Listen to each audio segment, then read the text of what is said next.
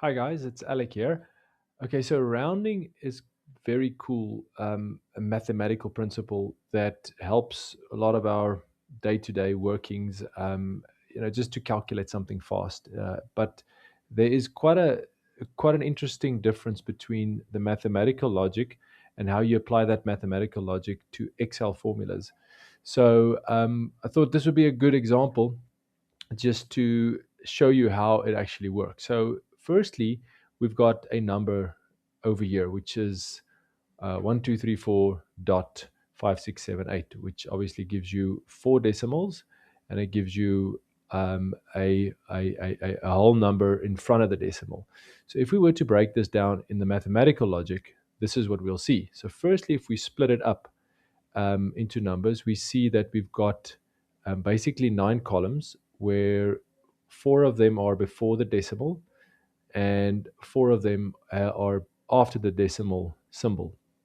So you've got thousands, hundreds, tens, ones, and then tenths, hundredths, thousandths, and 10,000ths. So if we look at what the mathematical rounding principle is, if we take something like, let's try the thousandths, how do we break this number up? So we then typically would move up to that number and we would say, well, the smaller number is our indicator as to how to then round this. So in this case, we would round this number to exactly what we see here at the top, but the number would ultimately look 1, 2, 3, 4.56, and then we would take the smaller number 8 and then we'd mathematically just round it up. That's the logic. If it is above 5, it rounds up, and if it's below 5, it rounds down. Okay, so if we go over here and we say this number, this is again the hundreds, and we then look at the next digit, which is 7. So we go 1, 2, 3, 4.57. That would be that rounding. And over here, if we round the ones, we go 1, 2, 3, and then the next digit is a 5, which means that becomes 5. And then if we round this one, it'd be 1, 2, and then you don't round obviously further, but that would be 1, 2, 0, 0.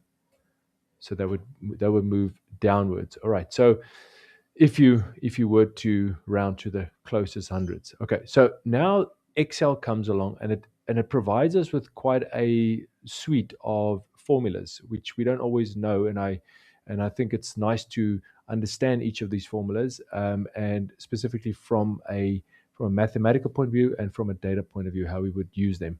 So these are the four formulas that we have available that ultimately has something to do with rounding.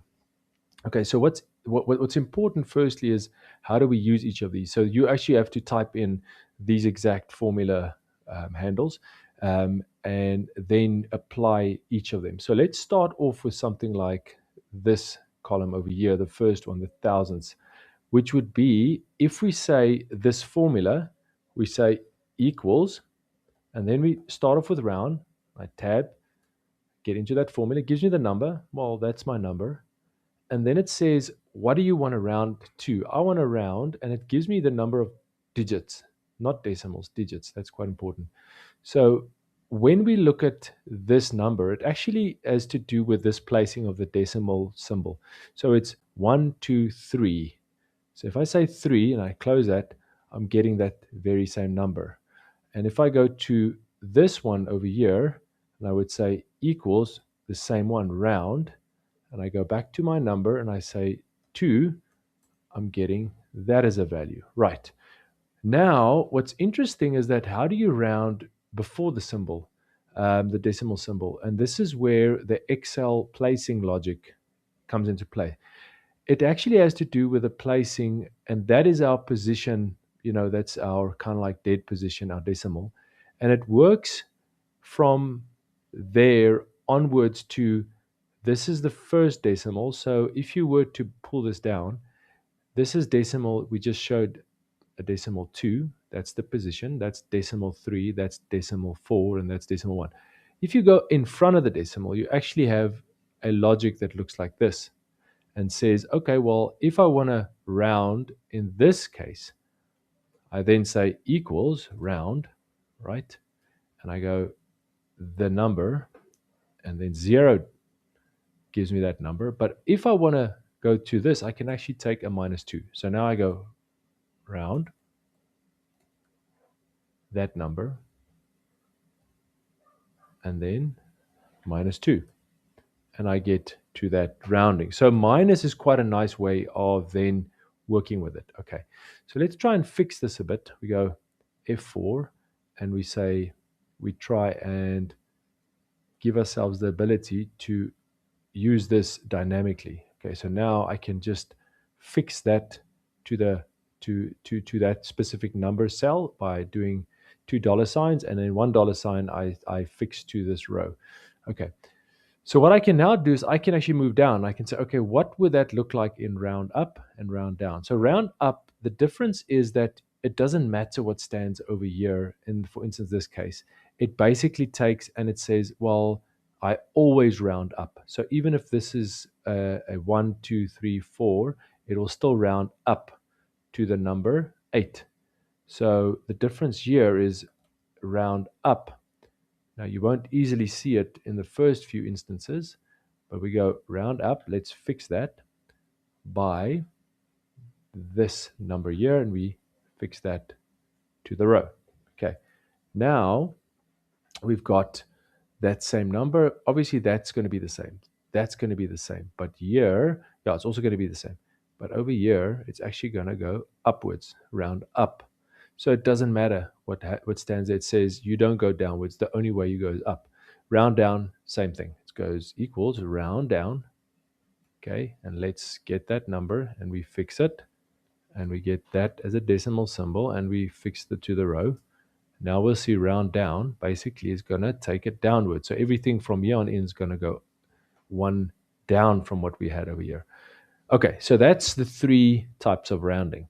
Important to know how you want to use that when you do your maths or your data, kind of like logic. Trunk to me is quite a interesting one. It's very different from the others, although it's got a lot of similarities to the concept of rounding. It basically says, I don't care what's after place. So after a certain position, I don't care what there is, just throw it away. Doesn't matter what it is. Okay, so let me show you what that looks like. So let's try and start over here. We go maybe a little bit, yeah, let's rather start at this position. This is the easiest one. Okay, so we go trunk, there we go. That's the number, okay, and we F4 that, and then it gives you the number of digits again. We go that, and we fix that row. It just basically throws away whatever is after that number. So remember, we got 1, 2, 3, 4, and dot 5, 6, 7. So now we've said at that position, just throw away whatever's behind it. So you'll see once we start placing it here, it just throws away the 6, the 7, the 8. It throws that away. And if we do it over here, it just throws away what is behind it. Now, this is quite different from the others because round up and round down, you never have a specific answer because this is very easy if you've got one fixed answer. But if you're sitting in a whole range of, let's say, decimal numbers where you've got 1,000 rows of values with rands and cents or something behind the decimal symbol, then sometimes you just want to say, I don't want anything, I don't want any cents, but I want stability. And where it typically works well is where you, for instance, calculate a variance. And a variance, in a lot of senses, when you look at a big database, you don't care about the variances that are, a few cents out. If they're 20 cents out or 30 cents out, you don't really care. You just want to look at this anything above a rand, for instance, or one. So that would look something like this. I would say, let's just try and generate something like a random array. It gives ourselves 10 rows, one column, and we say, or maybe 2 columns. And let's say our minimum value is 0,02, and our maximum value is something like 1, oh, let's make it, yeah, I think 1,8. Let's try. There we go. So now if I were to calculate that minus Now this is going to keep calculating. You'll see that we've got various numbers here. But if you wanted to say, but I don't I don't really care about anything that's below a rand. Let's just fix this now for us. If you now trunk this number, you say trunk for me the number that minus this might fill an array of answers, so it may not be the right answer in the moment, and I'll just fix it then. Okay, that is working perfectly. So what you suddenly see is, if you were to just say, well, just highlight something that's greater than 1, greater than 0.5, or it actually was nice, minus 0.5. You can also say different from. Then you see now suddenly, okay, so all of these very minor ones have now been completely removed, even if it's small, even if it's just close to a rand.